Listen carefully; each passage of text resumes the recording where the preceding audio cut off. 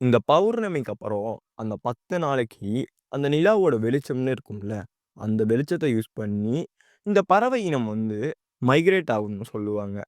அது என்ன பறவைன்னா, master of கேமஃப்ளாஜ்ன்னு சொல்லப்படுற நைட் ஜார்ஸ் தான். இதுங்களோட பேரே டிஃபரெண்ட்டா இருக்குல்ல. இதுங்களும் ஒரு டிஃபரெண்ட்டான ஸ்பீஷிஸ் தான்.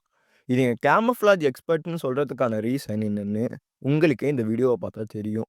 அண்டார்டிகா தவிர எல்லா இடங்கள்லயும் இந்த பறவைய உங்களால பார்க்க முடியும். இதுங்க ஆக்டிவா இருக்கிற நேரம்னு பார்த்தீங்கன்னா, சன்ரைஸ்க்கு முன்னாடி இருக்கிற வெளிச்சத்திலயும், சன்செட்டுக்கு அப்புறம் இருக்கிற வெளிச்சத்திலயும்னு சொல்லுவாங்க. அத இங்கிலீஷ்ல டஸ்க் அண்ட் டான்னு சொல்லுவாங்க. ஆனா, பௌர்ணமி நேரத்திலயும் இரவுல ரொம்ப ஆக்டிவா இருக்கும்னு சொல்லுவாங்க. பிகாஸ் இரவு நேரத்தில வெளிச்சங்கிறது அதிகமா இருக்கிறதுனால, பூச்சிகள்லாம் அதிகமா இருக்கும். இதுங்களோட டயட்டே பார்த்தீங்கன்னா, பூச்சிங்கள்ங்கிறதுனால, இதுங்க அந்த நேரத்தில ரொம்பவும் ஆக்டிவா இருக்கும்னு சொல்லுவாங்க. அது மட்டும் இல்லாம, நைட் காகிள்ஸ் மாதிரி இருக்கிற இதுங்களோட கண்கள யூஸ் பண்ணி, இதுங்க பூச்சிங்கள இருட்டா இருக்கிற நேரத்தில ஈஸியா ஹண்ட் பண்ணிடும்னு சொல்லுவாங்க. சம் சயின்டிஸ்ட் என்ன சொல்றாங்கன்னா, இந்த பறவை இனங்கள் தான் லார்ஜஸ்ட் மைக்ரேட்டரி பேர்ட்ஸ்ன்னு சொல்றாங்க. பிகாஸ் யூரோப்பியன் நைட் ஜார்ன்னு சொல்லப்படுற ஒரு இனம், யூரோப்ல இருந்து சப் சஹாரன் ஆஃப்ரிக்கா வரைக்கும் டிராவல் பண்ணுங்கன்னு சொல்றாங்க.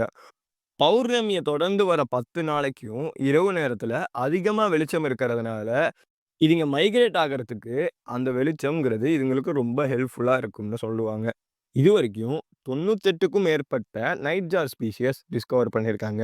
ஒவ்வொரு ஸ்பீஷிஸும் டிஃபரெண்ட் டிஃபரெண்ட் வோக்கல்ஸ யூஸ் பண்ணி கம்யூனிகேட் பண்ணும்னு சொல்றாங்க. அது மட்டும் இல்லாம இதுங்கெல்லாம் கூடுங்கிறது கட்டாது. அதுக்கு பதிலா எக்ஸ லேண்ட்ல லே பண்ணி, அந்த லேண்ட்லயே அதுங்கள இன்குபேட் பண்ணும்னு சொல்றாங்க.